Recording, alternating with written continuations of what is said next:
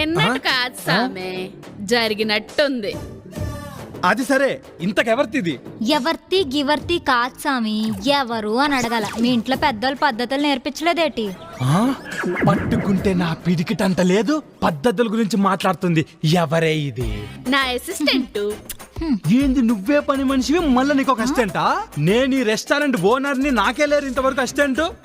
చూడు సామి, పని చేసే వాళ్ళకి పని ఎట్టా ఉంటుందో పనులు సాయం కోసం అసిస్టెంట్ ఉంటది. అయినా ఎప్పుడు ఆడోళ్ళ మీద పడి ఏడవడం తప్ప వేరే పనులే నీకు. ఈ అసిస్టెంట్ ఎందుకో?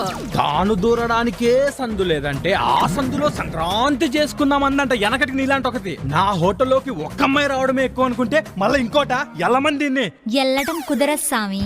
అది చెప్పడానికి నువ్వెవరు?